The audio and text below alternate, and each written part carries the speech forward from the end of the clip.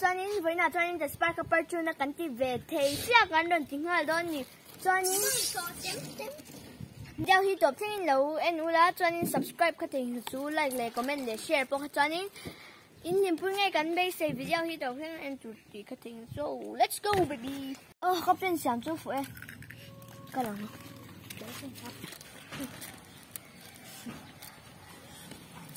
Ini gas station chẳng Thian AP Auto on kalanga chan 9080 spin ayan ngang kalenga chan heta chẳng hen steam na potchwa nga gas alu tanga chan heta na kalanga train na kalenga chan heta Fui la kalanga 980p spin na o mga sadon tok en chan le thì bay thế là văn y đủ em đủ nạp bộ khơi lại chọc bên y để ta hạ thác tục đúng rồi nè ở bắt tự về ở văn thuê văn sao sao để khơi dậy tiếp văn xem thêm người nghe à bắt thở về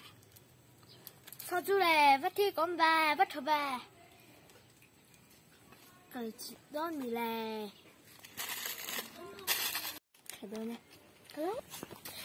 yes các bạn chú hiểu tình đơn từ spy này cái vấn thiếm tắc em spy này mà nó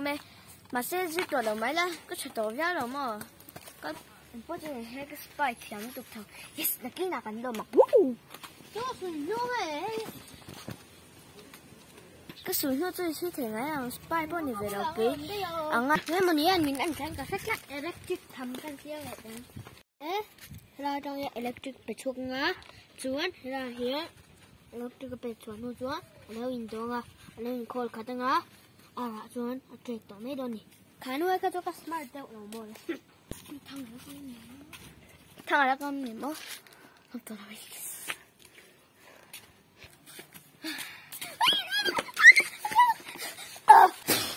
electric thằng bốc mà với những cái hoa thì mình ăn chả hơn cái xe nhặt tôi gặp bên chú phú ngay cả bể xe 3, 2, action 9.20 nghe má bui camera lạc lên rồi chỉ lùi tao số Thian cái số trong 9080 lúc thì thấy rồi u lâu thì tao xuống rồi 1 có sẵn rồi 1 có sẵn rồi 1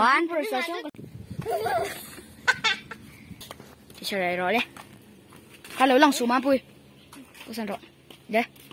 action cái trong rồi nuôi dễ sụ